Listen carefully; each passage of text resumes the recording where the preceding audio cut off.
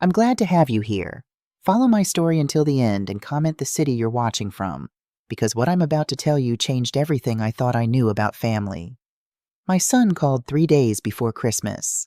His voice had that smooth, practiced quality he used with vendors he was about to fire. "Mom, about Christmas this year," Thomas said. "It's really more of a professional networking event. High-stakes clients. You'd probably be more comfortable at home." I stood in my kitchen in Edina, Minnesota, phone pressed to my ear. The calendar on the wall showed December 22nd. 3 days until their perfect party. 3 days until I'd spend Christmas alone for the second year in a row. "I see," I said. "That's all. Just 2 words. Because at 59 I'd learned that arguing only made it worse." "I knew you'd understand." Relief flooded his voice. "We'll do something in January. Just us. Family dinner." He hung up before I could respond. No, I love you. No, Merry Christmas. Just a dial tone and the hollow echo of his excuse. I looked around my kitchen. 23 drawings covered my refrigerator held up with magnets shaped like Minnesota landmarks. Crayon portraits from my granddaughter Abigail. Stick figures labeled me plus grandma. Hearts in pink and purple. A Christmas tree with presents underneath. She'd drawn them all in secret. I knew because they arrived in the mail with no return address. 9 years old, and she already knew her parents wouldn't approve of her loving me. The house was quiet. Too quiet. The kind of silence that settles into your bones when you realize you've become invisible to the people who should see you most. But here's what Thomas didn't know. What none of them knew. I wasn't just some retired scientist they could ignore. I wasn't obsolete, and I wasn't going to stay silent much longer. 4 years earlier, October, the doctor's words hung in the air like smoke.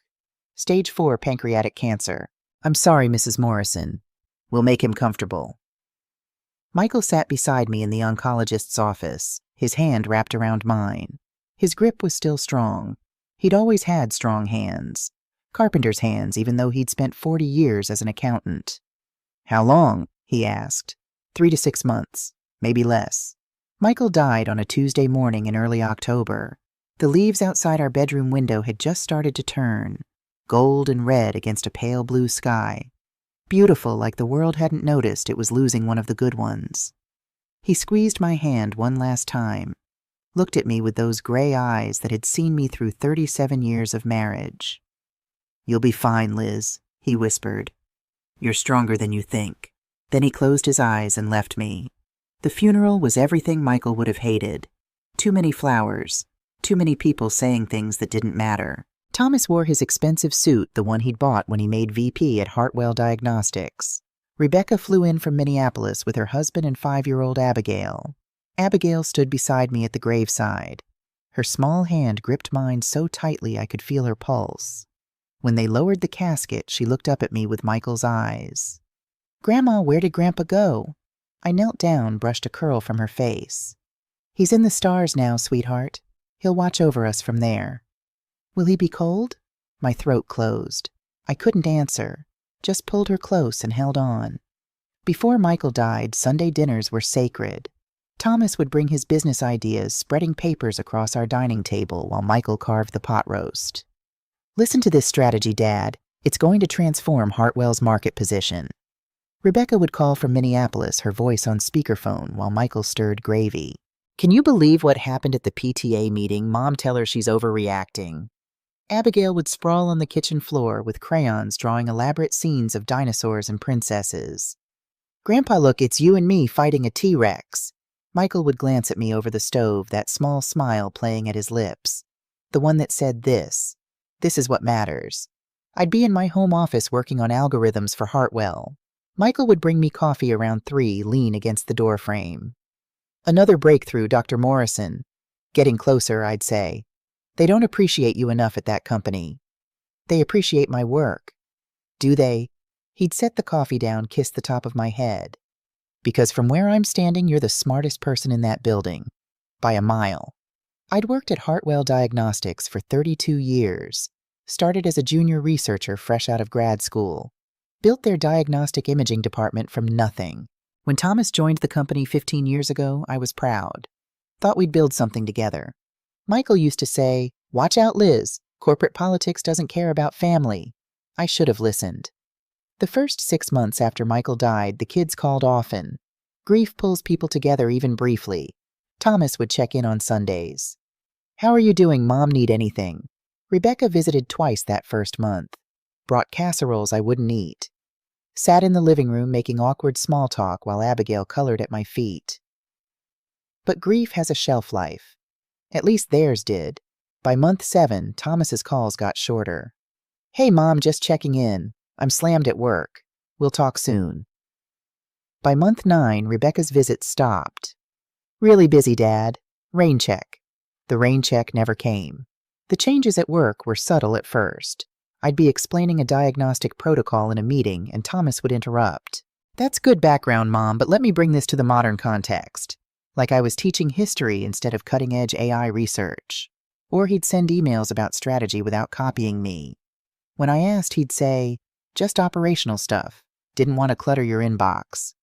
Clutter. My inbox. At the company I'd helped build. The real shift happened at a board meeting in December 1 year after Michael died. I was presenting my research on neural network applications in medical imaging. 30 slides. 15 years of work. The board members listened politely, asked intelligent questions. Then Thomas stood up. "Mom's expertise is valuable," he said, "but we need to think about scalability, fresh perspectives, younger talent that understands where the market's heading." Younger talent. He was 33. I was 58. Apparently that made me obsolete. The board nodded, took notes, started asking Thomas questions they should have been asking me. After the meeting, I cornered him in the hallway. "What was that?" "What was what?" He wouldn't meet my eyes. "You undermined me in front of the board." "I was just providing context, Mom." He checked his watch. "Look, I have another meeting. We'll talk later." We didn't talk later. We stopped talking about anything that mattered at all. The second year was worse. Thanksgiving came and I wasn't invited. I found out from Facebook. Rebecca posted photos of a huge dinner at Thomas's penthouse. The whole family gathered around a table that could seat 20. Thomas carving turkey. His wife Celeste laughing with Rebecca. Abigail in a fancy dress sitting between her parents. I called Thomas. "I didn't realize you were having Thanksgiving dinner," I said, keeping my voice level. Pause. "It was last minute, Mom. Just immediate family." "I'm immediate family." "You know what I mean. It was small, intimate." The photo showed 20 people. Minimum. "Maybe next year," he said. Rebecca's birthday was in March. I sent a card called to wish her happy birthday. Got voicemail. Saw the party photos on Instagram 3 days later. Thomas and his family were there. Rebecca's husband's parents were there. I wasn't. When I asked Rebecca about it, she texted back, "Sorry, Mom. Last minute thing. You know how it is." I didn't know how it was. I didn't understand how I'd become someone they forgot to invite. The worst part was Abigail. She'd turned 6 the month after Michael died. Now she was 7, then 8. Growing up in photos I saw on social media. Birthday parties I wasn't invited to. School plays I didn't know about until after they'd happened. I asked Thomas once, "Can I take Abigail for the afternoon? Maybe we could go to the park." "She's busy with activities, Mom. Soccer, piano tutoring. Her schedule's packed." "I'm her grandmother." "I know. We'll figure something out." We never did. But Abigail found a way. The first drawing arrived in my mailbox on a Tuesday in September. No return address. Just my name and address in careful, crooked handwriting. Inside was a crayon portrait. 2 stick figures holding hands. Labels Grandma and me. A son in the corner with a smiley face. I taped it to my refrigerator and cried for the first time since Michael's funeral. More drawings came. 1 every week or 2. Sometimes more. Abigail never wrote notes, but she didn't have to. The pictures said everything. Me and Grandma at the park. Me and Grandma baking cookies. Me and Grandma with hearts all around us. 8 years old, and she was already learning to love in secret. Already learning that caring about me was something she had to hide. By the second Christmas without Michael, I had 23 drawings covering my refrigerator. 23 reminders that I hadn't been completely erased. Not yet. That Christmas I hosted dinner. Just me cooking Michael's pot roast recipe in a too-quiet house. I burned the roast, forgot the cranberry sauce, served store-bought rolls that tasted like cardboard. But Thomas called around 7, put Abigail on FaceTime. "Merry Christmas, Grandma." Her face filled the screen gap-toothed smile new haircut. Merry Christmas, sweetheart. I miss you. I miss you too. I made you a bow. Thomas's hand reached into frame, took the phone. Okay, sweetie, time for bed. Say goodbye to Grandma. But I wanted to show her. Abigail, bed, now. The screen went black. I sat alone in my kitchen, staring at the burned roast, the empty chairs, the Christmas lights I'd strung up for no one. That's when I realized I wasn't just being forgotten. I was being erased. Slowly, methodically. One missed invitation at a time, and I had no idea how to stop it. The breakthrough came at 2 a.m. I'd been working on the algorithm for months. Years, really, if you counted all the foundational research. But that night, everything clicked into place. My home office was lit only by my computer screen and the desk lamp Michael had given me 20 years ago. Coffee had gone cold hours before. My back ached from sitting too long. But I couldn't stop. I was so close. The algorithm was designed to analyze medical imaging using artificial intelligence. Not just to read scans, but to predict diseases before symptoms appeared. To catch the things doctors missed. The things that killed people before anyone knew what to look for. Things like pancreatic cancer. The kind that took Michael before we even knew he was sick. I typed the final lines of code, ran the test, watched the results populate across my screen. It worked. Not just worked. It was exceptional. Better than I'd hoped. This algorithm could save thousands of lives. Maybe hundreds of thousands. I sat back in my chair. Michael's photo watched from the corner of my desk. Forever 47. Forever smiling. This is it, I whispered. This is what you believed I could do. For the first time in 2 years, I felt something other than grief. I felt purpose. I reached for my phone, called Thomas. It was late, but this couldn't wait. Mom, his voice was groggy. It's 2 a.m. I know, but I've had a breakthrough, a real one. Pause. His voice sharpened. Tell me more. It's an AI algorithm for analyzing diagnostic imaging. It can predict diseases before they're symptomatic. Thomas, this could revolutionize early detection. How far along is it? Complete? Tested? It works. Long pause. I could hear him breathing, could almost hear his mind working. This could save the company, he said finally. Hartwell's been struggling. Investors are nervous. But something like this. Mom, this could change everything. I should have heard the hunger in his voice. Should have recognized that tone. But I was tired, excited, and still desperate for my son to see me as valuable. I want to validate it first, I said. Run it past some colleagues, make sure I'm not missing anything. Of course. But Mom, when you're ready, this could be huge for Hartwell. For all of us. I know. I'm proud of you. Those 4 words. I hadn't heard them in so long. They hit like warm water after years of cold. Thank you, I whispered. After we hung up, I sat in the dark staring at my screen. Something nagged at the back of my mind. Something Michael used to say. Document everything, Liz. The world isn't always fair to women in tech. He'd seen things during our marriage. Colleagues taking credit for my work. Men dismissing my ideas in meetings, then presenting them as their own later. He'd seen me passed over for promotions given to less qualified men. Protect yourself, he'd say, even from people you trust. I looked at Michael's photo. Especially from people you trust, I asked. His smile didn't answer, but something in my gut twisted. I opened a new document, started typing everything. Every line of code, every test result, every piece of research that led to this moment. Just in case. The next morning I called Dr. Catherine Whitmore. We'd crossed paths at conferences over the years. Her work on neural networks at the University of Minnesota was brilliant, meticulous. She had a reputation for being tough, but fair. We met at a coffee shop near campus on a gray March afternoon. I brought my laptop, showed her the framework. She studied my code for 10 minutes without speaking. The coffee shop buzzed around us.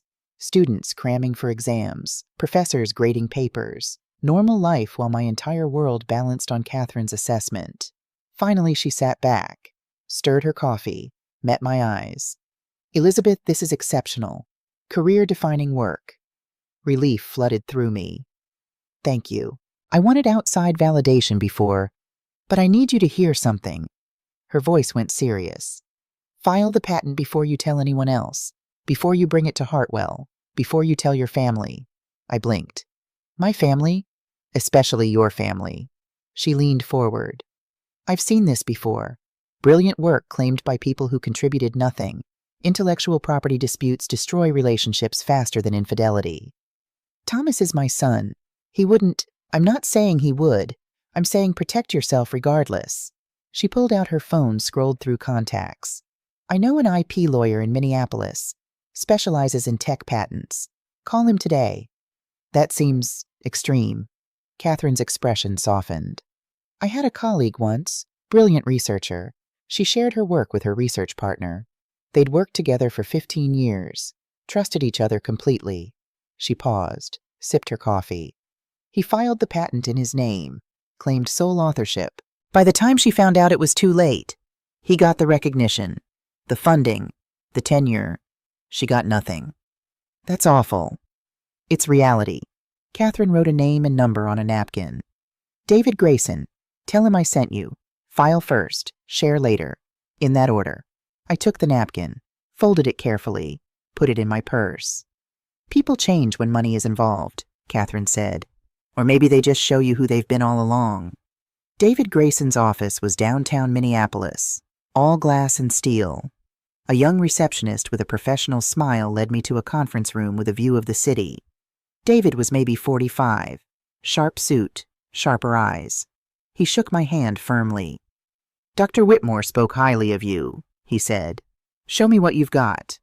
I walked him through the algorithm, the research, the testing. He took notes, asked questions that showed he understood not just the legal implications, but the technical complexity. After an hour, he closed his notepad. This is solid work, Dr. Morrison. Exceptional, actually. We'll file a comprehensive patent application, every line of code documented and time-stamped. If anyone tries to claim they developed something similar, we'll have a paper trail even the best lawyers can't break. How long does it take? Filing is immediate. Full approval can take a year or more. But what matters is the filing date. That establishes priority. I nodded slowly. I feel strange doing this without telling my son. He works at Hartwell. This technology would benefit the company. And it will, after you own it legally. David leaned back. Dr. Morrison, I've seen too many inventors lose their work because they trusted the wrong people. File now, share later. You can still work with Hartwell. You'll just do it from a position of protection. Protect yourself, Michael had said, even from people you trust. Okay, I said. Let's file. We spent the next 3 hours documenting everything, every algorithm, every test, every line of code. David's assistant took photos of my notebooks, copied my files to secure servers. We'll file tomorrow, David said as I was leaving. You'll have the paperwork by end of week. I drove home in rush hour traffic, hands tight on the wheel. The sun was setting over Minneapolis, painting the sky orange and pink. Beautiful, like the world was celebrating my decision. But guilt sat heavy in my stomach. This was my son, Thomas. The boy who used to bring me his science projects, who'd been so proud when I started at Hartwell. Was I really worried he'd steal my work? My phone buzzed. Text from Thomas. Hey, Mom, been thinking about your algorithm. Would love to hear more. Dinner this week. I stared at the message. He hadn't asked me to dinner in 6 months. Hadn't asked to hear about my work in over a year. Now suddenly he was interested. I texted back. Sure. Thursday perfect. 7 p.m. That Italian place you like. I put my phone down, watched the road, tried to ignore the voice in my head that sounded like Michael. Protect yourself, Liz. Document everything. The patent was filed. Every line of code, every algorithm, every breakthrough, time-stamped and legally mine. I didn't tell Thomas, didn't mention it at dinner on Thursday when he asked about the algorithm. I just explained the framework, the general concepts, how neural networks could be trained on imaging data. Not the specifics, not the code, not the pieces that made it revolutionary. This is incredible, Mom, Thomas said, leaning forward over his fettuccine. This could save Hartwell. Really save it. I'd like to validate it more first. Make sure it's ready. Of course. But when you are ready, he smiled. The same smile he'd had as a kid when he wanted something. We could do this together, mother and son, build something amazing. I wanted to believe him. God, I wanted to believe him, but something in his eyes didn't match his smile. something hungry, something that made my gut twist. "We'll see," I said. That night I sat in my office staring at the patent certificate David had sent over. Official, legal, binding. March 15th, 2022. The day I protected my life's work from my own son. I should have felt relieved. Instead, I felt like I'd just acknowledged that the family Michael and I built had already fallen apart. And the worst part, I had no idea how bad it was about to get. The weeks after filing the patent felt strange, like I was living two lives. In one life, I was Dr. Elizabeth Morrison, pioneer AI researcher woman with a patent that could change medicine forever. Protected. Legally secure. In the other life, I was just Mom, the woman Thomas called when he needed something. The grandmother who got crayon drawings in the mail from a child she wasn't allowed to see, Thomas called on a Tuesday afternoon. I was in my garden trying to resurrect the flower beds Michael used to maintain. Everything had grown wild since he died. Weeds choking out the roses. Grass overtaking the stone paths. "Mom, I need a favor." I stood up, brushed dirt from my knees. "What kind of favor?" "Hartwell's in a tough spot. We need innovation to get investors excited again. Your diagnostic work, could you consult on strategy? Help us pitch the vision." Something in his voice. Eagerness. The kind that made successful salespeople and dangerous gamblers. "Consult how? Just come to some meetings. Explain the potential of AI in diagnostics. You wouldn't have to share the actual algorithm. Just the concepts, the framework." I looked at Michael's roses struggling under the weight of weeds. "When this week Thursday, I'll send you the details." After he hung up, I stood in the garden for a long time. The April sun was warm on my face. Birds sang in the oak tree Michael had planted when Thomas was born. This could be good, I thought. This could be us rebuilding. Or it could be something else entirely. I called David Grayson. "I'm considering consulting for Hartwell," I said. "Will that affect my patent? As long as you don't disclose the proprietary code or algorithm, you're fine. Keep it conceptual." And Dr. Morrison, "Yes. Document everything, every meeting, every conversation, every email." "You think that's necessary?" "I think it's smart." Hartwell Diagnostics headquarters sat on the outskirts of Rochester, Minnesota, glass and steel trying to look innovative. I'd helped design the research wing. My name was on a plaque by the entrance, Dr. Elizabeth Morrison, founding researcher, Imaging Division. Thomas met me in the lobby. Professional handshake, the kind he gave vendors. "Thanks for coming, Mom. This means a lot." He led me to a conference room. 5 people sat around the table. I recognized 2 from the board. The others were younger, sharper. Consultants, probably. The kind brought in to fix dying companies. "Everyone, this is Dr. Elizabeth Morrison," Thomas said. "She's been with Hartwell since the beginning. 32 years of diagnostic imaging research. And she's my mother, which makes this even more special." The others smiled politely. One woman, maybe 30, looked at me with barely concealed pity, like I was someone's grandmother playing scientist.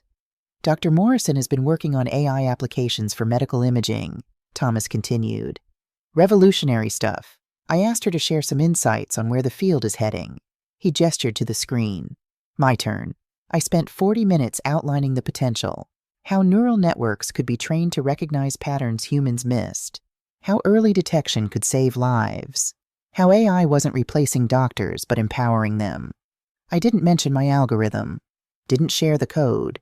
Just painted the vision in broad strokes. The consultants took notes enthusiastically.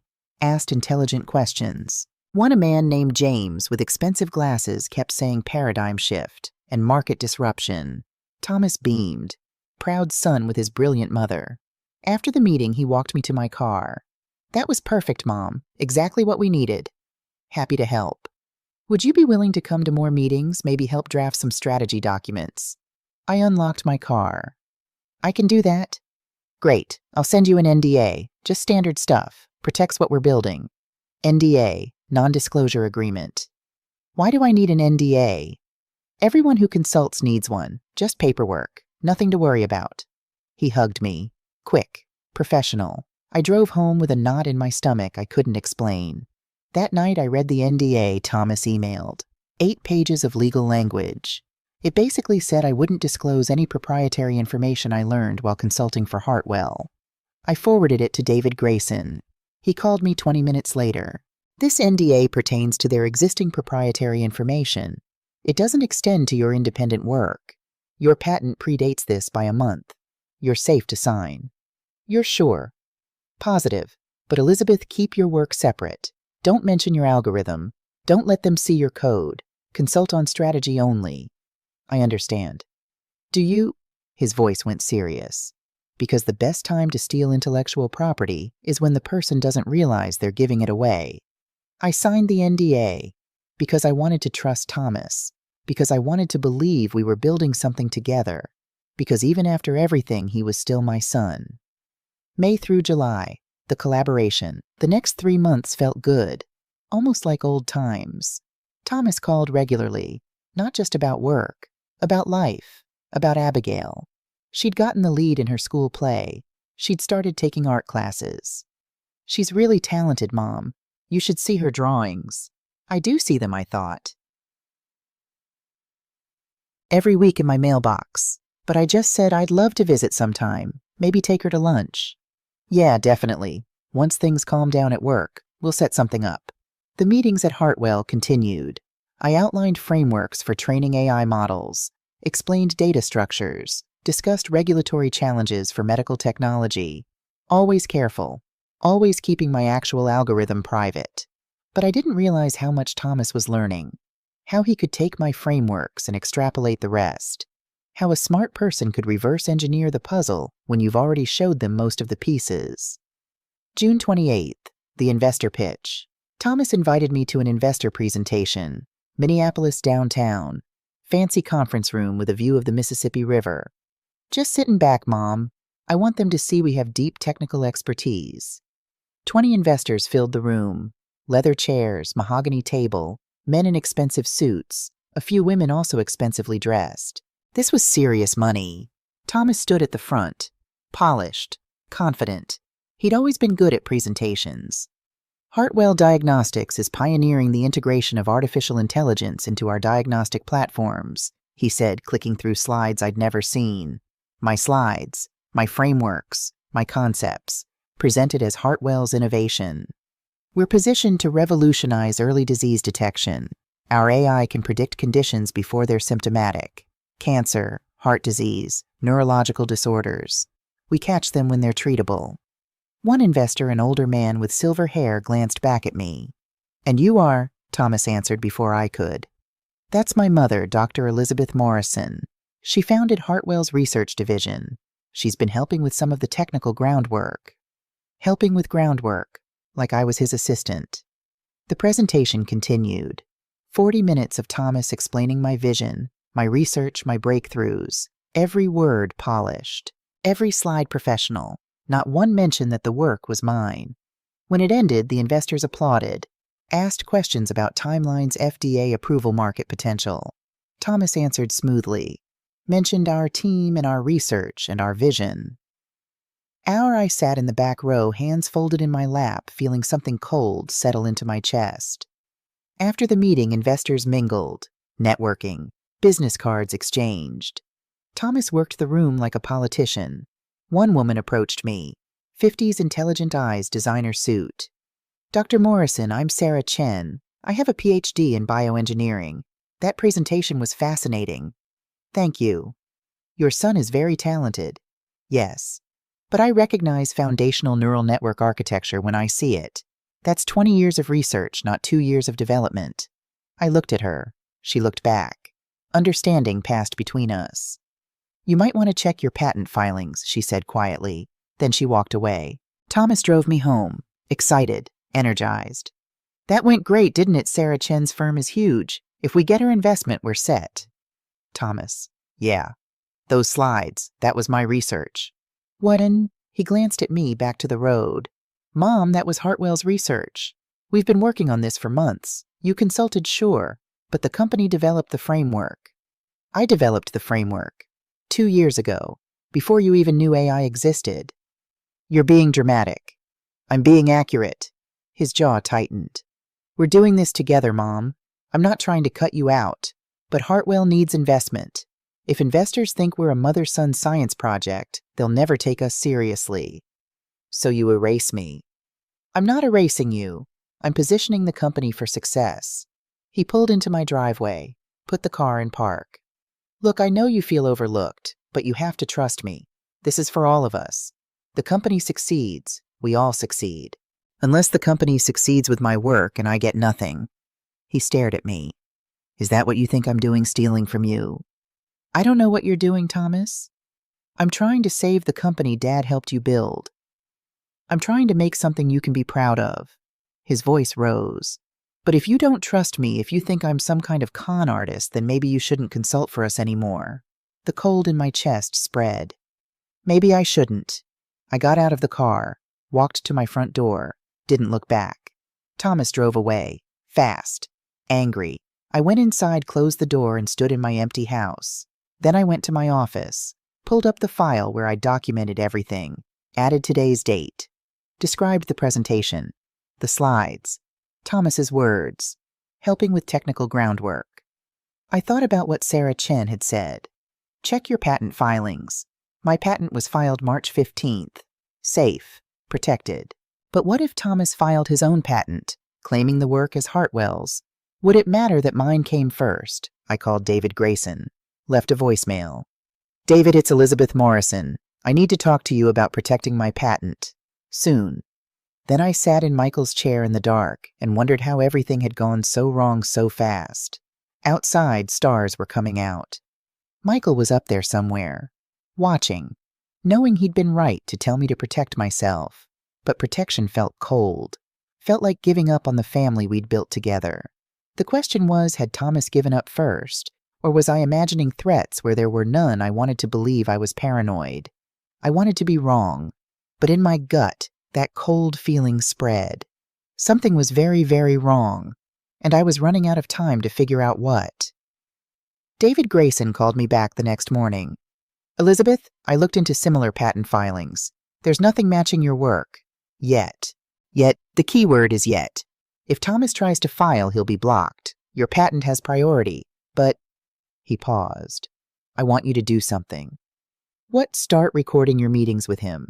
Minnesota is a one-party consent state. You don't need his permission to record conversations you're part of.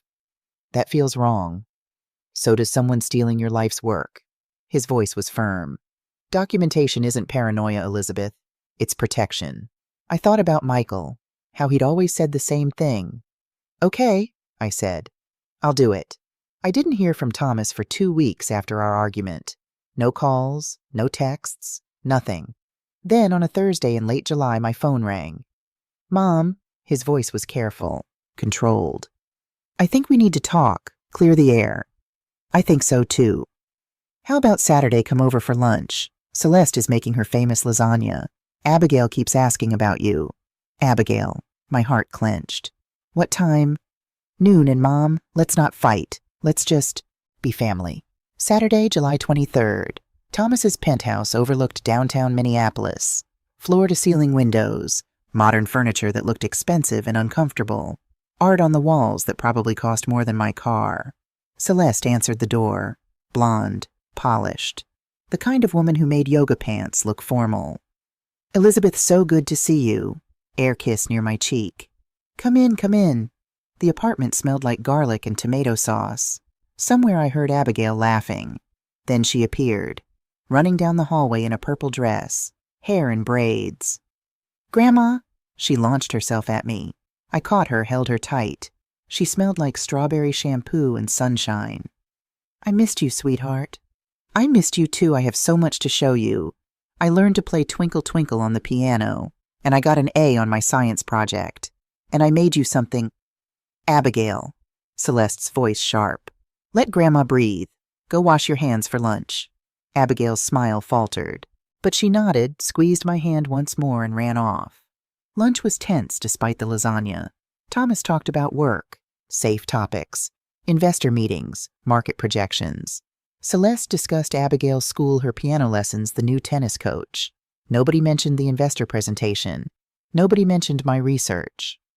After lunch, Celeste took Abigail to her room for quiet time, which meant I wasn't allowed to spend time with my granddaughter without supervision. Thomas led me to his home office, closed the door.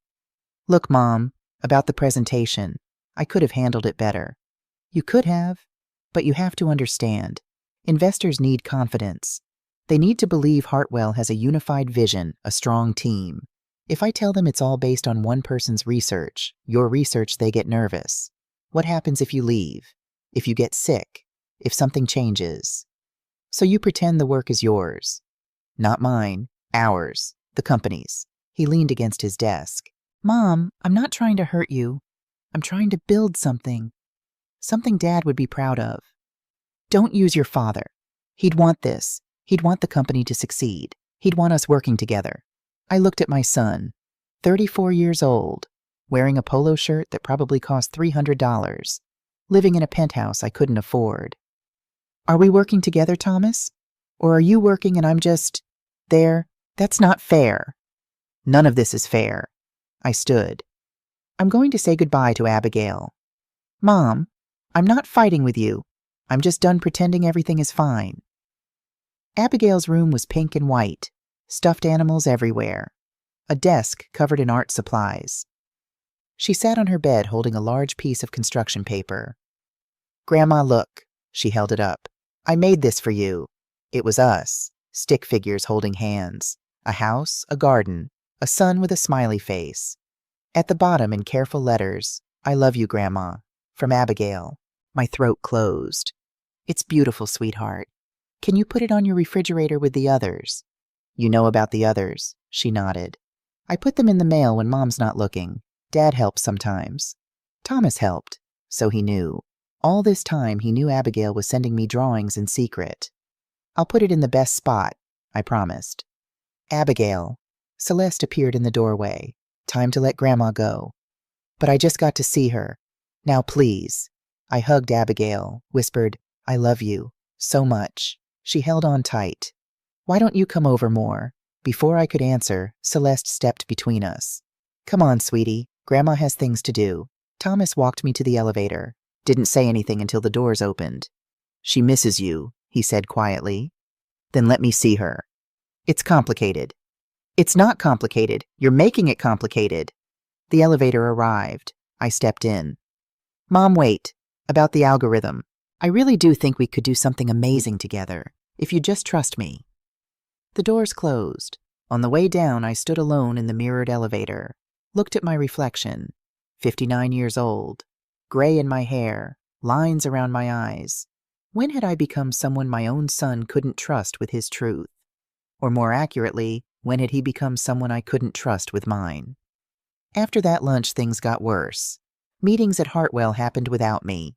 Thomas would say, just operational stuff, Mom. Budget reviews, HR matters. But I'd see the notes later.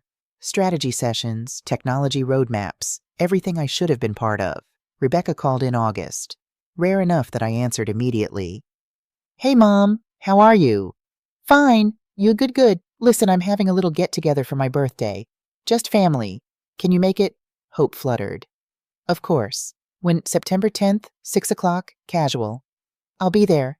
But September 10th came. I drove to Rebecca's house in Minneapolis. Nice neighborhood. Her husband made good money as an architect. I rang the doorbell, waited. Rebecca answered, eyes wide. Mom? What are you doing here? Behind her I could see people. Thomas, Celeste, Abigail, Rebecca's husband's parents, at least 15 people. Your birthday party. You invited me. That's next weekend, Mom. She wouldn't meet my eyes. This week is just, my husband's family. I thought you said family. I meant his family, our intimate circle. I looked past her, saw Thomas see me, saw him look away. I see, I said. I'm sorry. Honestly, I thought I said next weekend. Total miscommunication. Right, miscommunication. I walked back to my car. Didn't cry until I was on the highway. Even then, it was just a few tears. I was getting good at swallowing grief. There was no party next weekend. I knew there wouldn't be. The call came from a number I didn't recognize. Dr. Morrison, this is William Porter. I'm a venture capitalist with Northland Investments. I'm not looking for investment, Mr. Porter. I'm not selling. I'm warning. He paused. Your son approached us 3 months ago, pitched an AI diagnostic algorithm as Hartwell's proprietary technology. My blood went cold. When exactly June 15th, right after Memorial Day. 2 weeks after I'd filed my patent. 3 months after Thomas had learned about my work. Did he say where the technology came from? He claimed Hartwell developed it in-house. A team effort. Revolutionary AI framework for medical imaging. William's voice hardened. But I did my homework, Dr. Morrison. I found your patent filing, March 15th. The framework in Thomas's pitch matches your patent almost exactly. Why are you telling me this? Because I don't do business with liars, and because my mother is a researcher. I know what it's like when men take credit for women's work. He paused. I'm emailing you the pitch deck. You should see what he's been saying. The email arrived 2 minutes later. 23 slides, professional graphics, Hartwell logo on every page. Revolutionary AI framework for predictive diagnostics. Proprietary technology developed by Hartwell Diagnostics. Led by Thomas Morrison, VP of Innovation. Every slide detailed my work, my algorithms, my research, my breakthrough, presented as if Thomas had invented it. I sat at my kitchen table and read it 3 times. Each time the betrayal cut deeper. My son hadn't just taken credit. He'd tried to sell my work, for profit, to multiple investors, while pretending we were building something together. I called Catherine Whitmore. She came over that night, read through the pitch deck, didn't say anything for a long time. Finally, Elizabeth, I'm sorry. I filed the patent. I'm protected legally. Yes, but that's not what I'm sorry about. She closed the laptop. I'm sorry your son did this. I'm sorry you can't trust your own family. I'm sorry that speaking up means destroying relationships. What should I do? What do you want to do? I thought about Abigail's drawings on my refrigerator, about Thomas's lies, about Michael's voice. Protect yourself, Liz. I want justice, I said, but I don't want to hurt innocent people. Sometimes justice hurts everyone, including the person seeking it. Catherine squeezed my hand. But silence protects abusers, even when they're your children. I met with 2 of my former colleagues, Colin Reed and Lauren Hayes. Both had left Hartwell years ago, frustrated by corporate politics. We met at a coffee shop in Stillwater, small town far from Minneapolis, less chance of running into anyone from Hartwell. I want to start a new company, I told them. Neural diagnostics, built on my patent, clean slate, no politics. Colin leaned forward. I'm in, Lauren nodded. Me too. When we file for IPO in October, target launch January 1st, midnight. Why midnight? Colin asked. Because I want a very specific launch date. I pulled out my phone, showed them Thomas's last text, the one from September. Family dinner for Christmas. Just the 3 of us, I'd replied I'd love that. He'd never followed up, never set a date, just another empty promise. I'm launching at midnight on Christmas, I said, while Thomas has his networking party. Lauren smiled, slow and sharp. Poetic. A woman named Jennifer Hayes from Forbes reached out in mid-November. Dr. Morrison, I heard through some sources that you're launching a new diagnostic company. I'd love to do a story. Someone had tipped her off. Probably William Porter, maybe Catherine.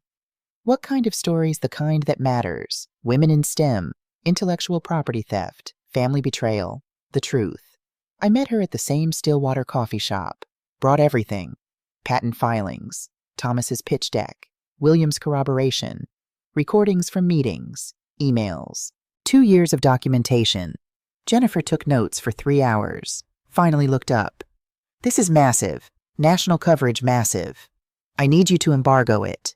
Until when? Midnight, Christmas Day. She studied me. You're sure? Once this goes public, there's no taking it back. My son already took everything. I'm just taking back the truth. What about Hartwell employees? This story breaks the company tanks. People lose jobs. I know. The guilt sat heavy. But if I stay silent, Thomas keeps doing this. To me, to others. Silence enables abuse. Jennifer closed her notebook. I'll embargo until Christmas. But Elizabeth, this will change your life. It already changed. I'm just deciding how. The text came December 3rd. From Rebecca. Christmas is immediate family only this year. Hope you understand. I stared at my phone, read it 5 times. Typed back I am immediate family. 3 dots appeared. Disappeared. Appeared again. You know what I mean. Maybe next year. Maybe next year. Like I was someone they'd get around to eventually. After the important people. I looked at the calendar. 22 days until Christmas. Last year I'd hosted. Burned the ham. Forgot the cranberry sauce. Served store-bought rolls. But Abigail had loved it. Made me a construction paper star covered in glitter. This year I wasn't invited. I walked to my refrigerator. Looked at Abigail's 23 drawings. 23 reminders that I hadn't been completely erased. Not yet, but they were trying. December 20th. 10 days before Jennifer's article would publish. 10 days until Neural Diagnostics IPO would go live. 10 days until I destroyed my relationship with my children permanently. I almost stopped. Almost called Jennifer and said, "Don't publish." But then Thomas posted on social media. A photo. Him, Rebecca Celeste, and Abigail at some fancy holiday party. Everyone in formal wear. Champagne glasses, string lights. Caption, "Grateful to celebrate with the people who make it all possible." Abigail wore a red velvet dress. She looked older, taller. I hadn't seen her in person since July. 5 months. Almost half a year. I studied the photo. Zoomed in on Abigail's face. She wasn't smiling. Not really. Her eyes looked sad. Or maybe I was just seeing what I wanted to see. Thomas called. I almost didn't answer, but I did. "Hey, Mom, quick thing." "What is it?" "Christmas Eve is a client event this year. Big investors. We need everyone polished and professional. You'd probably be more comfortable at home, I know. You already made that clear." Silence. "It's not personal, Mom. It's entirely personal, Thomas. Look, we'll do something in January. Family dinner. Just us." "Sure." "I mean it." "I'm sure you do." I looked out my window. Snow falling. Beautiful Minnesota winter. "Have a good party, Thomas." "Mom." I hung up. Then I opened my laptop. Sent an email to Jennifer Hayes. Subject greenlight. Body publish it. 2 words. That's all it took to detonate my family. I hovered over send for 5 minutes. Thought about Abigail. About Michael. About 32 years at Hartwell. About being erased one dinner invitation at a time. Thought about Thomas selling my work to investors. About the lies. About the betrayal. I clicked send. The house was quiet. Too quiet. I cooked dinner for 1. Simple pasta, salad, glass of wine. Michael's photo sat on the mantel, forever smiling, forever 47.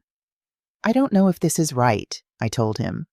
"But I'm done being invisible." The clock showed 7:15 p.m. Thomas's party had started. Somewhere in downtown Minneapolis they were celebrating, networking, building futures I wasn't part of. My phone rang at 9. Unknown number. I answered. "Hello?" "Grandma?" whispered, scared. "It's me. Abigail." "I miss you," her voice cracked. "I wanted to call, to say Merry Christmas." "I miss you too, sweetheart." So much. "I made you a big drawing. The biggest one. It's you and me at the park with the ducks. Mom said I couldn't send it, but I'm going to anyway. I'm going to hide it in my backpack and mail it when she's not looking. I can't wait to see it." Background noise, music, voices, someone calling her name. "I have to go," she whispered fast. "Mom's looking for me. I love you, Grandma." "I love you, baby."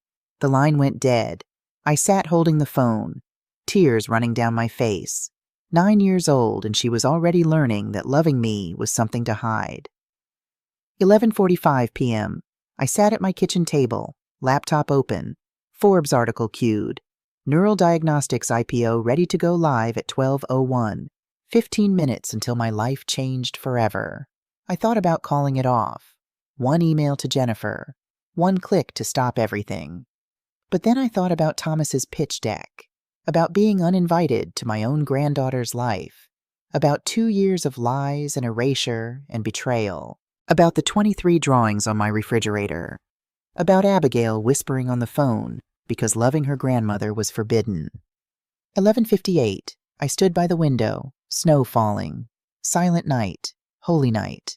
The town was quiet, lights in neighbor windows, Christmas trees glowing. Normal families doing normal things. Tomorrow my family would hate me. But tonight, for these last 2 minutes, I was still just Mom. Still just grandma. Still someone they might love if they remembered how. 12 Yaziru, midnight, Christmas Day. My phone lit up, notifications flooding in. The Forbes article was live. Tech pioneer accuses son of stealing patented AI framework. Patents, emails, recordings, William Porter's testimony, Catherine's corroboration. Everything documented, everything proven. The truth finally told. Neural Diagnostics IPO, $2.7 billion valuation. I sat down, watched my phone explode with messages. Support, hate, interview requests, legal threats. The world was waking up to my story, and my family was about to wake up to their nightmare. 12:07 a.m. Thomas called. I answered. Mom. His voice was raw, panicked, broken. What the hell did you do? In the background music. Voices. Chaos. His party collapsing in real time. I told the truth, Thomas. You destroyed us on Christmas in front of everyone. The truth destroyed you, not me. Ask yourself why. We're family. Family doesn't steal, Thomas. Family doesn't erase. I gave you chances. I tried to include you. You tried to take what was mine and pretend it was yours. Shouting in the background, someone crying, then Rebecca's voice grabbing the phone. Mom, we're going to sue you for defamation. You've destroyed us. David Grayson reviewed everything. You don't have a case. You're a bitter, selfish woman. Rebecca's voice broke. You couldn't stand to see us succeed. I couldn't stand to be erased from my own life. The line went dead. I sat in the dark, phone glowing in my hand. It was done. The truth was out, and there was no taking it back. My children hated me. My granddaughter would grow up hearing how I destroyed the family. Hartwell would collapse. Innocent people would lose jobs. But the alternative was silence. Was letting Thomas steal and lie and erase. Was teaching Abigail that being quiet was safer than being honest. Outside Christmas morning, snow kept falling. Inside, I sat alone with my decision. Right or wrong, it was made, and I would have to live with every consequence. By 1 a.m, my phone showed 53 missed calls. I sat in the dark living room, phone face up on the coffee table, watching notifications light up the screen like fireworks. Each buzz felt like a small explosion. Thomas 17 calls. Rebecca 12 calls. Unknown numbers 24 calls. The Forbes article had been live for 1 hour, already shared 50,000 times. The hashtag Diagnostic Justice was trending nationwide, number 3 on Twitter, rising. I picked up my phone, scrolled through the notifications without opening them, voicemails piling up, text messages flooding in, email after email after email, support messages, you're a hero. Thank you for your courage. This is what bravery looks like. Hate messages, family destroyer, bitter old woman. Hope your revenge was worth it. Media requests NBC wants an exclusive interview. Good Morning America would love to have you on. 60 Minutes is interested in your story. I turned the phone off, set it down, stared at the dark screen. The house was completely silent. No music, no television, just the hum of the refrigerator and the sound of my own breathing. This was it, the moment I'd been planning for months. The truth was out. Justice was served. The algorithm was protected. My work was credited. So why did I feel like I'd just detonated a bomb in my own life? I walked to the kitchen, made tea I wouldn't drink, stood at the window watching snow fall in the streetlight. Beautiful, peaceful, like the world hadn't just watched me destroy my family on Christmas morning. Michael's photo sat on the mantel in the living room. I could see it from here, forever smiling, forever 47, forever believing I was stronger than I thought. I hope you're right, I whispered to him, because I don't feel strong. I feel like I just made the biggest mistake of my life. The tea went cold in my hands. I didn't sleep that night. Just sat in Michael's chair watching darkness turn to gray, turn to dawn. Christmas morning. The day everything changed. Catherine arrived at 7 with coffee and bagels. I heard her car in the driveway, heard her footsteps on the porch. Didn't get up to answer the door. She let herself in with the spare key I'd given her months ago. Elizabeth, her voice gentle, careful. Kitchen. She found me still in Michael's chair, still wearing yesterday's clothes, hair uncombed, eyes dry from not sleeping. She didn't say anything, just set the coffee and bagels on the table, sat down across from me, waited. "I did it," I finally said. "I know. The articles everywhere. I know. People are calling me a hero. People are calling me a monster. I know." I looked at her. Catherine Whitmore, brilliant researcher, tough as nails, the woman who'd warned me to protect myself, who'd told me silence enables abusers. "Was I wrong?" I asked. She took a long time to answer, sipped her coffee, looked out the window at the snow. "You did the right thing," she said finally. "That's not what I asked." "I know." She met my eyes. "You did the necessary thing. Sometimes they're the same. Sometimes they're not." "That's not reassuring." "I'm not here to reassure you, Elizabeth. I'm here to sit with you while you live with your decision." We sat in silence for a while, drank coffee, didn't touch the bagels. Finally, Catherine said, "Thomas held a press conference last night. Did you see it? No? You should watch it." "Why?" "Because he's falling apart, and you need to see what your truth did to him." She pulled out her phone, opened YouTube, found the video. Thomas appeared on screen. Press conference room, bright lights, cameras. His face looked haggard, eyes red and swollen, tie crooked, hair uncombed. I'd never seen him look so undone. A reporter's voice. "Mr. Morrison, Dr. Morrison filed her patent in March 2022. You approached investors in June 2023. Can you explain the discrepancy?" Thomas's mouth opened, closed, opened again. The research was collaborative, family development, shared intellectual property between mother and son. Did you have Dr. Morrison's permission to pitch her patented technology?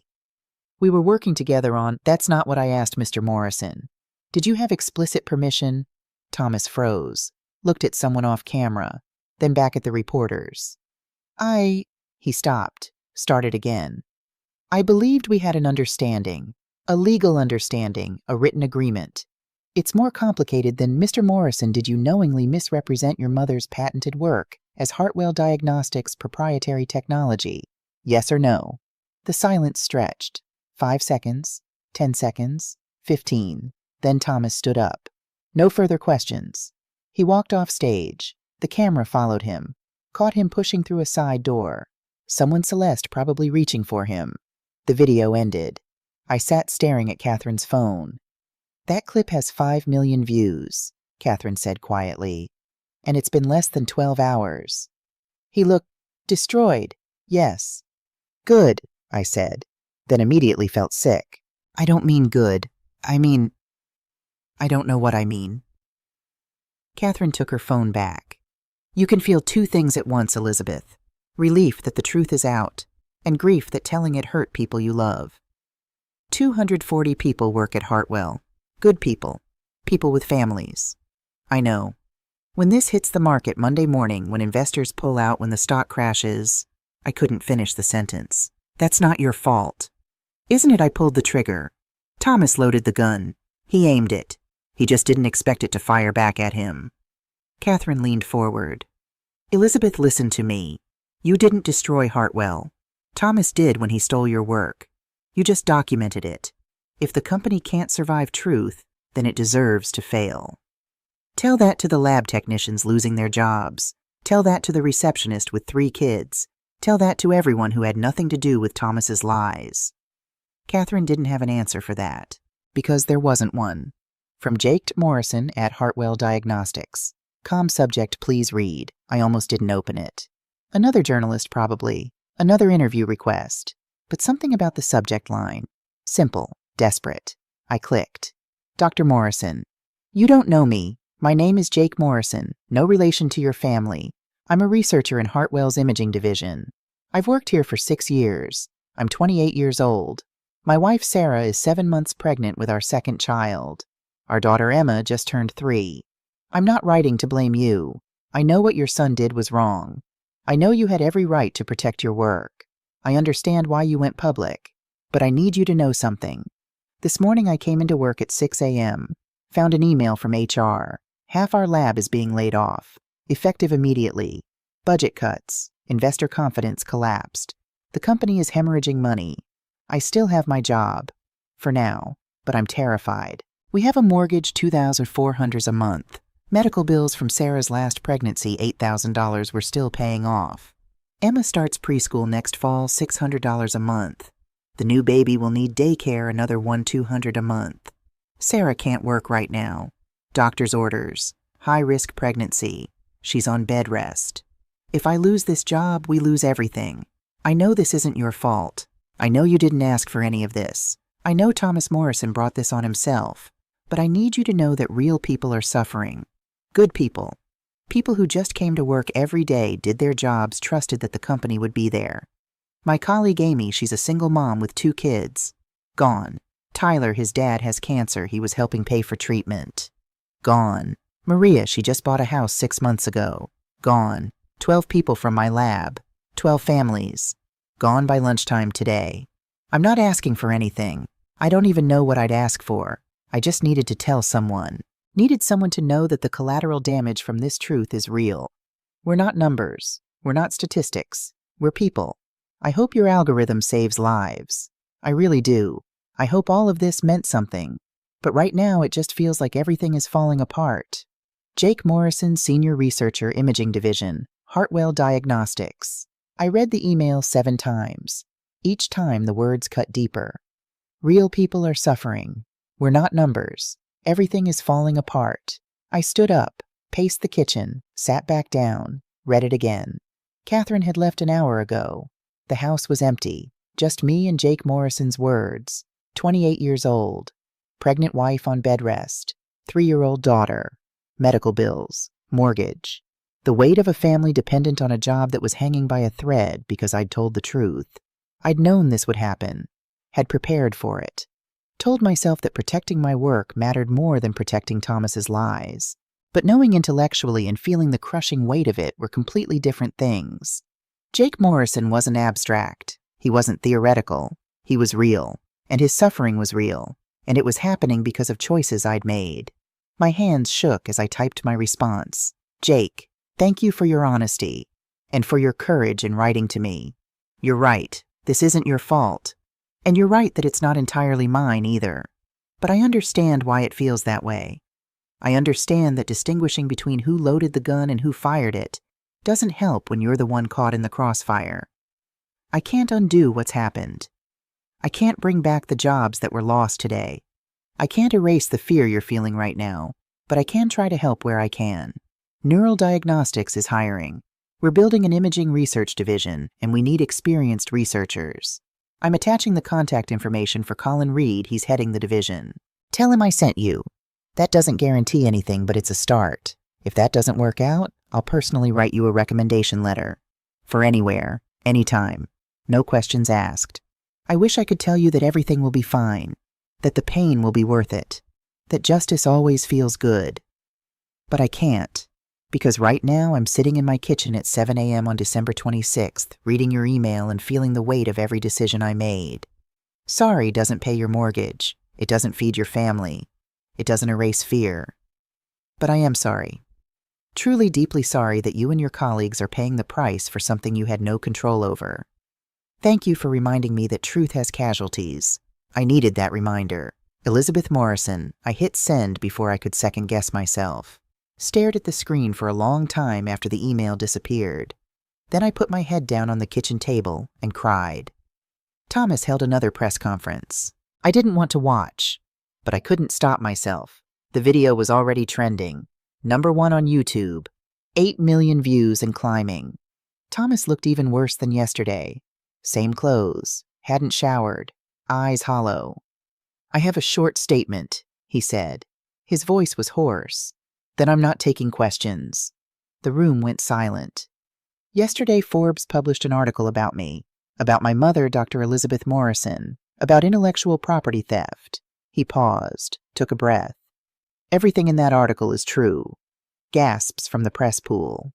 In March 2022, my mother completed a revolutionary AI algorithm for diagnostic imaging. She filed a patent, protected her work legally. She told me about her breakthrough, asked for my advice on next steps. Another pause. I saw an opportunity, not to collaborate, to take. I convinced her to consult for Hartwell, to share her frameworks and concepts. She trusted me. She thought we were building something together. His voice cracked. But I was building something for myself. I took her frameworks, reverse engineered her approach, created pitch decks presenting her work as Hartwell's proprietary technology.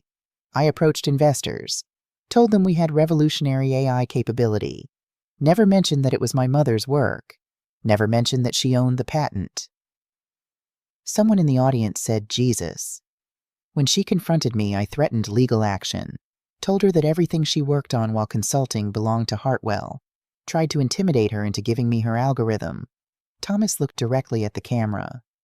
"Mom, if you're watching this, I'm sorry. Those words are inadequate, meaningless, but they're all I have."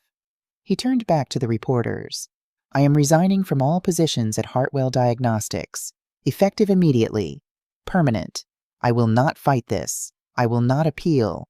I will not try to salvage my career here." "Mr. Morrison," a reporter started. "No questions.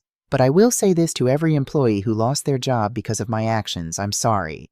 You deserved better leadership. To every investor who trusted me, I'm sorry. You deserved honesty. To my family, I'm sorry.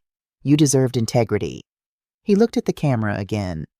"And to everyone watching, this is what happens when you put ambition ahead of ethics, when you put career ahead of family, when you convince yourself that the ends justify the means. They don't. I destroyed my mother's trust, my company's reputation, my own career, and for what? To pretend I was smarter than I am, to steal credit for work I didn't do." His voice broke completely. "To everyone I hurt, I'm sorry. To my mother, especially, I understand if you never forgive me. I wouldn't forgive me either." He walked off stage. The video ended. I sat staring at my laptop screen for 20 minutes. Then I opened my email, typed a message to Thomas. Subject: I saw your press conference. Body: it's a start. Not I forgive you, not I'm proud of you, not even thank you. Just it's a start. I hovered over send for 5 minutes, then clicked. Cleveland Clinic's announcement came at 9 a.m.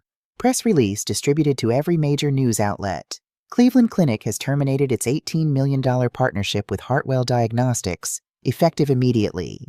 This decision follows revelations about leadership ethics and intellectual property mismanagement. Cleveland Clinic maintains its commitment to cutting-edge medical technology, but cannot partner with organizations that demonstrate fundamental ethical failures. By 10 a.m., Hartwell's stock had dropped 20%. By 11 a.m., 31%. By noon, trading was halted. More emails started arriving. Dozens. Then hundreds. Former colleagues. "Elizabeth the First always knew you were the brains behind Hartwell's innovation. Glad you're finally getting credit. What Thomas did is unforgivable. You did the right thing going public. I worked with you for 15 years. This doesn't surprise me at all. He always took credit for other people's work." Current Hartwell employees. "Dr. Morrison, I just lost my job. My husband has MS. Our insurance covered his treatments. What happens now? I hope you're happy. 200 families are suffering because you couldn't let your son succeed. You're a hero to some people. To me, you're the reason my daughter might not go to college." Strangers. "You're an inspiration. Thank you for standing up for women in STEM." Bitter old woman who destroyed her son out of jealousy. "This is what integrity looks like. Thank you for your courage." I read every single one, every word of praise, every word of condemnation. Catherine found me at my kitchen table at 11 p.m., laptop open, eyes red, face wet. "Elizabeth, you need to stop reading those. I need to know. You need to sleep." How can I sleep? How can I close my eyes when people are losing their homes because of me? Because of Thomas, not you. That's a convenient distinction when you're not the one paying rent with unemployment checks. Catherine closed my laptop, firmly. "Listen to me. The system was broken. Thomas was lying, stealing, misrepresenting. You didn't break Hartwell. You just stopped pretending it wasn't already broken.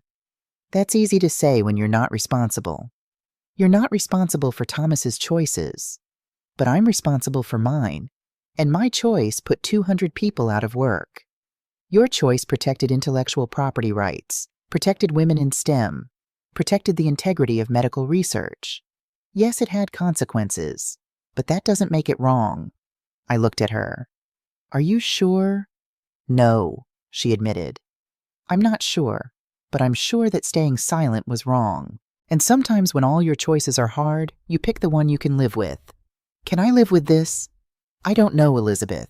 Can you? The email came from William Porter at 8 a.m. Subject: you need to see this, attached 47 files. I opened them one by one. Pitch decks, email chains, meeting notes, all from Thomas, all from May through August, all showing him systematically shopping my algorithm to different venture capital firms. Northland Investments, Greystone Capital, Summit Ventures, Redwood Partners, Beacon VC, 5 firms, 5 pitches, 5 opportunities to sell my work. Each pitch deck was nearly identical. 23 slides, professional graphics, Hartwell logo on every page. Revolutionary AI framework for predictive diagnostics. Proprietary technology developed by Hartwell Diagnostics. Led by Thomas Morrison, VP of Innovation. Every single word was a lie. One email stood out. From Thomas to a VC named Richard Sterling at Summit Ventures. Rick, following up on our meeting last week. The AI diagnostic algorithm I presented is ready for commercialization. Full patent protection in place. We're positioned to dominate the early detection market within 3 years. Hartwell just needs the right investment partner to scale. Are you interested? Full patent protection. Technically true, because I had filed a patent, but presented as if it was Hartwell's patent, as if Thomas had filed it, as if the work was his. Another email to Greystone Capital. The beauty of our AI framework is that it's entirely proprietary. No external dependencies, no licensing requirements. We own it outright. That's the competitive advantage. We own it outright. We, not my mother, developed it. Not Dr. Morrison holds the patent. We. I forwarded the entire folder to David Grayson with one line, "How much of this is prosecutable?" He called me 30 minutes later. All of it. Jake Morrison emailed me again at 6:15 a.m. Subject: update Dr. Morrison. They fired me this morning. I arrived at 6 a.m. for my shift. Security was waiting. They walked me to my desk, watched me pack my personal items, escorted me out. Didn't even let me say goodbye to my team. 15 more people gone today. 27 total from our division. Sarah's crying. Emma keeps asking why Daddy's home. The baby's due in 6 weeks. I sent my resume to Colin Reed like you suggested. Haven't heard back. I know it's only been 2 days, but every day feels like a year right now. I'm not mad at you. I want you to know that. I'm scared. And I needed to tell someone. Thank you for listening. Jake, I replied immediately. Jake, I'm calling Colin right now. Calling, not emailing. You'll hear from him by end of day. In the meantime, I'm wiring $10,000 to your account. Don't argue. Don't refuse. Consider it a consulting fee. I need someone with your expertise to review some technical documentation for neural diagnostics. 1 hour of your time. $10,000. Deal. Give me your bank account details. I'll have it transferred by noon. You're not alone, and you will get through this. Elizabeth. I called Colin at 7 a.m. We're hiring Jake Morrison, I said. No preamble, no small talk. Elizabeth, we've got 20 applications for every... I don't care. We're hiring him. Today. Make it happen. Is he qualified? 6 years at Hartwell. Senior researcher. Imaging division. And Colin, he's got a pregnant wife and a 3-year-old. He's terrified. And he's suffering because I told the truth. Silence. So yes, I continued. He's qualified, and we're hiring him. Full salary, full benefits. Starting January 2nd. Make it happen. Okay, Colin said quietly. I'll make it happen. Thomas's text arrived at 2:47 a.m. Can we talk? I was awake, had been awake for hours, staring at the ceiling in the dark. Please, Mom, just 5 minutes. I looked at my phone, the messages glowing in the darkness. I didn't respond. More messages came over the next day's December 31st. Dad, I know I messed up, but please, let me explain. January 1st, I'm losing everything. My job, my reputation. Rebecca won't talk to me. Please, Mom, don't shut me out. January 2nd. Fine, I get it. You've made your point. I deserved this. All of it. January 3rd. Celeste took Abigail to her mother's. Said she needs space to think. I think she's going to leave me. January 5th. I'm sorry. I don't know if that means anything, but I'm sorry. I read each one, didn't respond to any of them. My phone rang at 8 a.m. Thomas. I stared at the screen, let it ring 3 times. 4, 5. Then I answered. Mom. His voice was completely wrecked, hoarse, like he'd been crying for days. Thank you for answering. I didn't say anything, just waited. I'm sorry. Silence. I know that's not enough. I know sorry doesn't fix anything, but I'm sorry. Why now? I asked. My voice sounded cold, distant, like it belonged to someone else. Because you got caught, because you lost everything, because Celeste is leaving you. Yes, he didn't try to deny it. All of those reasons, but also because I finally see what I did to you. What did you do to me, Thomas? Long pause. I could hear him breathing, could almost hear him thinking. I erased you, he said finally. I made you invisible, treated you like you were obsolete, like you didn't matter, like your work was just raw material I could use to build my own success. Keep going. I stole from you. Not just your algorithm. I stole your contributions, your recognition, your place in your own granddaughter's life. I made Abigail think loving you was something she had to hide. His voice broke. I destroyed you, Mom, systematically, over 2 years, and I told myself I was doing it for the company, for the family, but I was just doing it for myself. Why? Because... He stopped, started again. Because I was jealous. There, I said it. I was jealous of you my entire life. I blinked. Jealous? You're brilliant. Everyone knows it. Dad knew it. Your colleagues knew it. Even I knew it. Dr. Elizabeth Morrison, genius researcher, pioneer in diagnostic imaging, the woman who built Hartwell from nothing. Thomas? No, let me finish, please. He took a shaky breath. I spent my whole life being Elizabeth Morrison's son. Not Thomas, not my own person, just your son. And when I finally got to Hartwell, when I finally had a chance to make my own name, I couldn't, because you were always there. Always smarter, always better, always the real talent. So you tried to become me. I tried to replace you. Thought if I could take your work, claim it as mine, then finally, I'd be more than just your son. I'd be somebody. Silence stretched between us. But all I did, Thomas continued, voice thick with tears, was prove that I'm not you, that I never will be, and that trying to steal your brilliance just made me a thief. I closed my eyes, pressed the phone to my ear. You didn't have to be me, Thomas. You just had to be you. I know that now. I know a lot of things now. Too late. All of it too late. What do you want from me?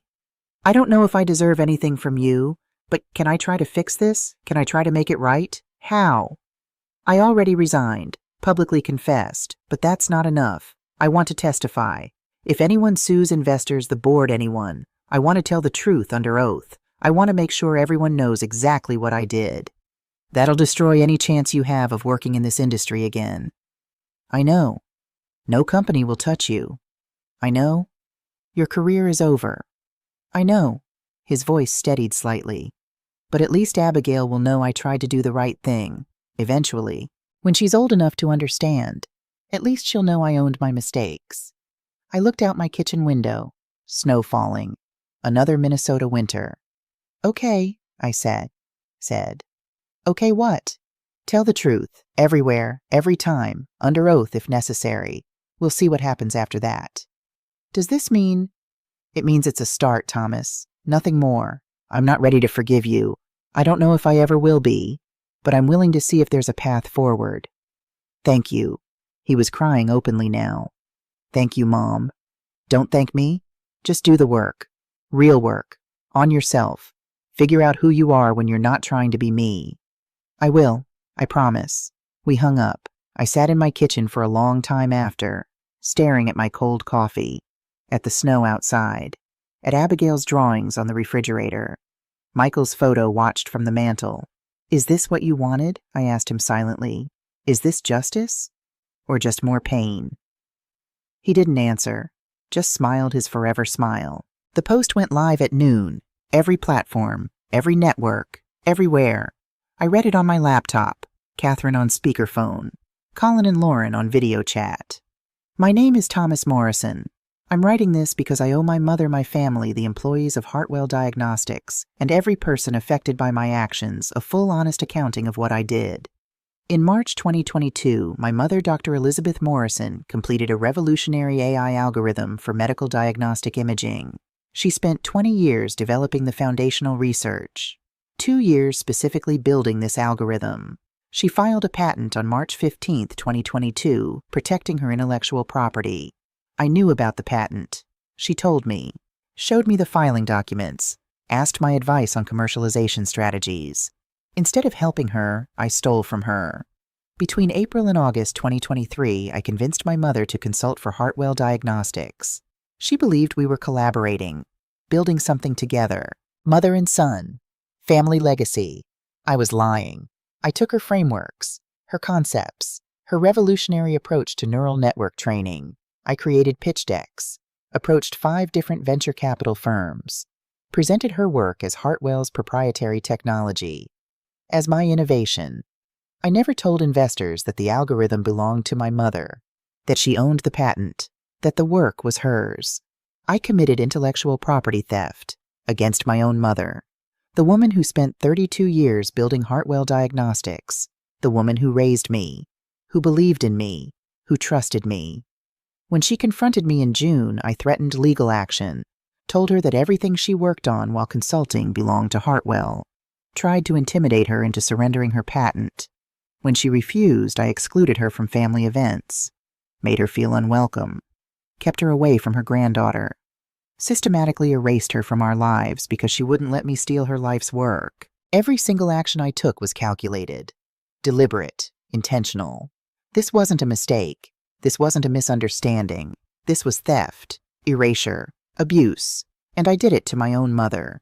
The consequences of my actions. My mother spent 2 years being excluded from her own family. 240 Hartwell employees lost their jobs when the truth came out. Investors lost millions when the company collapsed. My daughter learned that loving her grandmother was something to hide. I destroyed my mother's trust, possibly permanently. I am resigning from all positions at Hartwell Diagnostics. Permanent. No conditions, no negotiations. I am prepared to testify under oath about my actions in any legal proceedings. I am prepared to face whatever consequences legal, professional, personal result from my theft. To the Hartwell employees who lost jobs, I'm sorry. This is my fault, not my mother's. She had every right to protect her work. I'm the one who made that necessary. To the investors I lied to, I'm sorry. You trusted me. You deserved honesty. You got fraud. To my wife and daughter, I'm sorry. You deserved better. You deserved a husband and father with integrity. To my mother, I'm sorry. Those words are meaningless after what I did. But they're true. I destroyed something precious, something irreplaceable. Your trust, your place in our family, your joy in your granddaughter. I don't expect forgiveness. I don't deserve it. I just want you to know that I finally understand what I took from you, and I will spend the rest of my life trying to be the son you deserved to have. To everyone watching, this is what happens when ambition becomes more important than integrity, when success matters more than honesty, when you convince yourself that family means you're entitled to take whatever you want. Learn from my mistakes. Protect your work. Document everything. Don't trust anyone, even family with intellectual property you haven't legally protected. And if you're in STEM, especially if you're a woman, especially if you're older, your work matters. Your contributions matter. You matter. Don't let anyone make you invisible. My mother spent 2 years being erased. She finally said enough. She was right to do it, and I was wrong. About everything. Thomas Morrison, former VP of Innovation Hartwell Diagnostics. The post went viral immediately. 20 million views in 6 hours. Comments flooded in. This is the most honest public confession I've ever seen. Too little too late. He destroyed hundreds of lives. At least he's owning it. That takes courage. Courage would have been not stealing in the first place. I'm a 62-year-old female engineer. Thank you, Thomas, for finally seeing what you did. And thank you, Dr. Morrison, for refusing to be erased. I read the post 3 times, then opened my email. To Thomas, morrisonpersonal@gmail.com. Subject: I saw your statement, Thomas. It's a start. It's not forgiveness. It's not reconciliation. It's not everything is fine now. But it's a start. Do the work. Real work. On yourself. Figure out who you are. Be that person. Maybe someday we can rebuild. Maybe not. Time will tell. But this honesty is a start. Mom, I hit send before I could second guess myself. 30 seconds later, my phone buzzed. Thank you. That's more than I deserve. I'll do the work. I promise. Can I see Abigail? Bring her to visit you if you're willing. I stared at the message. Thought about Abigail. About her drawings. About 2 years of loving me in secret. Yes. Call me next week. We'll set a date. William Porter's call came at 9 a.m. Dr. Morrison, Cleveland Clinic, wants to talk. About what partnership? They terminated with Hartwell, but they still want the technology. Your technology. They've been watching neural diagnostics. They're impressed. Set up a meeting. 3 days later, I sat in a conference room with Dr. Robert Patterson, Cleveland Clinic's chief medical officer, and his team. Colin and Lauren flanked me. Dr. Patterson was maybe 60. Gray hair, kind eyes. The look of someone who'd spent 40 years actually caring about patients. Dr. Morrison, he said, shaking my hand. I've been following your work for years, even before this recent situation. Your algorithm is exactly what healthcare needs. Thank you. Early detection saves lives. We know that. But we're not good at it. Doctors are human. We miss things. We overlook signs. We wait until symptoms are obvious, and by then it's often too late. He pulled up a slide. Statistics. Survival rates for early detection versus late-stage diagnosis. Pancreatic cancer detected at stage 1, 90% 5-year survival.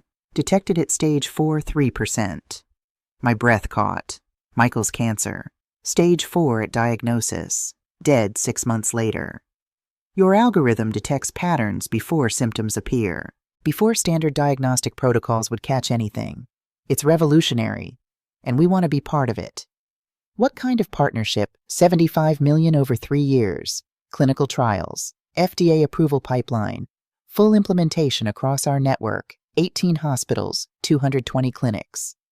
Colin whistled softly. If the trials succeed, Dr. Patterson continued, we'll expand to our international partners. We're talking about millions of patients, millions of lives potentially saved. I looked at Michael's photo on my phone's lock screen, forever smiling. This is what you believed I could do, I thought. This is why all of it mattered. We're interested, I said. By end of January, Neural Diagnostics was valued at $3.8 billion. My controlling interest made me technically a billionaire. I didn't feel like a billionaire. I felt tired, and sad, and relieved, and guilty. I felt everything and nothing at once. But the technology would save lives. That was what mattered. Neural Diagnostics hired 50 researchers by March. Jake Morrison was the first. His thank you email arrived the day he started Dr. Morrison, first day at Neural Diagnostics. Colin gave me the tour. State-of-the-art lab. Incredible team.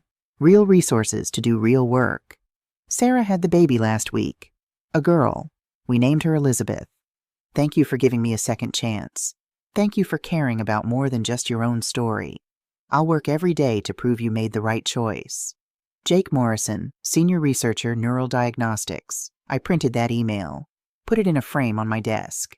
In April, I gave the keynote at the Medical Innovation Conference in Chicago. 2,000 people filled the ballroom. Ageism in Tech: Why Experience Matters. I talked about 32 years at Hartwell, about being dismissed because I was older, female, obsolete, about fighting back, about the cost of truth, about justice that hurts everyone, including the person seeking it. When I finished, they stood, 2,000 people, applauding, some crying. The messages came after, "You gave me courage to fight for my patent. I'm 67. They told me I'm too old. Your story proved them wrong. Thank you for showing that women in STEM don't expire at 50. Thomas and I met for coffee in April. Stillwater Diner, neutral ground. We talked for 2 hours. It wasn't warm, it wasn't easy, but it was honest. I've started therapy, he said, twice a week, working through everything. How's that going? Hard. I'm realizing how much of my identity was built on being successful, being important, being more than Elizabeth Morrison's son. He stirred his coffee. My therapist asked me who I am without the job, without the title, without the success. What did you say? I didn't have an answer. I'm still trying to figure it out. We sat in silence for a while. I got a job, he said finally. Startup in Boston, software company, entry-level product manager. 28-year-olds are my bosses. I'm starting over completely. How does that feel? Humiliating, necessary, probably both. He looked up. But it's honest work. Nobody knows who I am. Nobody cares about my last name. I'm just Thomas. Guy who writes product specs and sits in too many meetings. That might be good for you. Yeah, maybe. Pause. Abigail asks about you constantly. My heart clenched. What do you tell her? That Grandma is amazing, that I made terrible mistakes, that we're trying to fix things, but it takes time. He met my eyes. Can she see you soon? She misses you so much, Mom. I miss her too. Next weekend I could bring her to Adina, just for the afternoon. Yes, I said immediately. Yes, bring her, please. Christmas Eve looked different this year. Not empty, not lonely, just different. My house was full of people. Catherine, Colin, Lauren, David Grayson, Jennifer Hayes from Forbes, William Porter, Jake Morrison and his family, Sarah Emma and baby Elizabeth, Jack Kowalski, Michael's oldest friend and his wife. 12 people, laughing, cooking, telling stories. At 11:45, we gathered in the living room, raised glasses. To second chances, Colin said. To truth, Lauren added. To rebuilding, David offered. Jack looked at me. To finding your people. I looked around the room. These people had stood by me, believed me, supported me when my own children couldn't. To family, I said, the one we're born into and the one we choose. We clinked glasses, drank, smiled. At midnight, fireworks exploded in the distance, the new year arriving, new beginnings. My phone buzzed. 12:14 a.m., email notification. From Abigail Morrison 2016 at gmail.com. Subject, can I call you? My hands shook. I opened it. Hi, Grandma. Dad set up this email for me. He said I can write to you whenever I want now. Can I call you like video call? Mom said it's okay. Dad said it's okay. I really want to talk to you. I miss you so much. I made you 20 new drawings. I saved them all. I want to show you. Can I call you right now? Please, I love you, Grandma. Love, Abigail. I looked up. Everyone was watching. It's Abigail, I whispered. She wants to video call. Catherine smiled. Then call her back, Elizabeth. I stepped into Michael's old office, hands trembling, opened the video app, found Abigail's name, pressed call. The screen connected. And there she was, 10 years old now, taller, hair longer, wearing pajamas with stars on them. Michael's eyes looking back at me. Hi, Grandma. I couldn't speak, just looked at her, memorized every detail of her face. Hi, sweetheart. Merry Christmas. She was smiling, that gap-toothed smile I remembered. I'm so happy I get to talk to you. I'm happy too, baby. So happy. Dad said I can call you whenever I want now, and I can come visit. And you can come to my house. And we don't have to hide anymore. We don't have to hide anymore, I repeated, tears streaming down my face. I made you so many drawings. Look, she held up a folder. This one is us at the park. This one is us baking cookies. This one is us at the zoo. This one is Abigail, sweetie, slow down, I heard Celeste say in the background. Grandma can't see them all at once. But I want to show her everything. I want to see everything, I said. Tell me about each one. She talked for 30 minutes, about school, about piano, about her new baby cousin Rebecca had a son in September, about learning to ice skate, about everything I'd missed. I listened, smiled, cried quietly. Finally, she yawned. I should go to bed, she said reluctantly. But Grandma, yes, sweetheart. Can I come visit you tomorrow? For Christmas, Dad said maybe if you want. I looked at the calendar. Christmas Day. Yes, tomorrow. Please come tomorrow. Yay, I'm going to bring all my drawings and we can bake cookies and you can meet my hamster. His name is Snowball and I can show you my piano songs. Abigail, breathe. I laughed. Yes to all of it. Come whenever you want. I love you, Grandma. I love you so much, Abigail, more than you'll ever know. I know, Grandma. I always knew. The call ended. I sat in Michael's chair for a long time, tears drying on my face, but smiling. Catherine appeared in the doorway. You okay? She's coming tomorrow. That's wonderful. I looked at Michael's photo on the desk, forever smiling, forever believing I was stronger than I thought. I did it, I whispered to him. I protected my work. I told the truth. I lost everything and found it again. Different, changed, but found. His smile didn't answer, but I didn't need it to. I knew. Abigail at 10. He stood on my porch, holding his daughter's hand, looking older, thinner, but steadier somehow. Thank you for this, Mom. I nodded. Still couldn't quite smile at him. The wounds were healing, but they weren't healed. Abigail launched herself at me. I caught her, held her tight, breathed in strawberry shampoo and childhood. I brought everything. She held up a backpack. My drawings, my piano music pictures of Snowball. Show me all of it, I said. Thomas and Celeste left. We'll pick her up at 3. That's fine. We spent 5 hours together, baking cookies, looking at her drawings, listening to her play piano on her tablet, talking about everything. At lunch, she asked, Grandma, why couldn't I see you for so long? I thought about lying, making it simple, but she deserved truth. Because your dad and I had a fight, a big one, about something he did that hurt me, and it took a long time for us to figure out how to talk to each other again. Did you stop loving each other? No, sweetheart. Love doesn't turn off like a switch. But sometimes love isn't enough. Sometimes people need time and space and honesty before they can be close again. Are you close again now? We're working on it. It's not easy, but we're trying. She thought about this. I'm glad you're trying. Me too. Because I love you both. And it was sad when you weren't talking. I pulled her close. I'm sorry you had to be sad about that. It's okay. You're together now. That's what matters. 10 years old. And she understood forgiveness better than any adult I knew. I'm writing this in February, 14 months after the Forbes article. 14 months after I detonated my family to protect my truth. Neural Diagnostics just finished Phase 2 clinical trials. The algorithm works. Better than we hoped. Early detection rates up by 43%. Survival rates improving dramatically. We're expanding. Partnering with 12 more hospital systems. By 2027, our technology will be in 200 hospitals across North America. The work will save thousands of lives. Michael would be proud. Thomas and I talk once a week. Carefully, honestly. Rebuilding trust brick by brick. He's still in Boston. Still working entry level. Still in therapy. Still figuring out who he is when he's not trying to be me. Last week he called. I got a promotion. Team lead. Small team. But it's mine. Earned it honestly. I'm glad, Thomas. Thanks, Mom.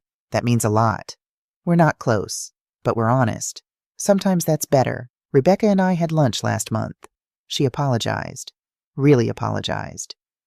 I saw what Thomas did and I made excuses, because it was easier than admitting my brother was wrong. I'm sorry, Mom. Thank you. Can we try to be mother and daughter again? We can try. It's awkward. Careful. But it's something. Abigail visits every other weekend. We bake, draw, talk about everything. Last week she asked, Grandma, was it worth it? Everything you went through. I thought about it. Really thought about it. Yes, I said finally. Because you're worth it. Because truth is worth it. Because I'm worth it. She hugged me. I think you're the bravest person I know. I'm not brave. I'm just a woman who got tired of being invisible. But if my story helps one person stand up for themselves, if it helps one woman in STEM protect her work, if it helps one person choose truth over silence, then every painful moment was worth it. You're not too old. You're not obsolete. Your work matters. Your voice matters. You matter. Don't let anyone make you forget that. Document everything. Protect yourself. Speak up, even when it's hard, even when it costs everything. Even when the people you love become the people you have to fight. Truth has casualties, but silence has more. Choose truth. Choose yourself. Choose courage. You're not alone. None of us are.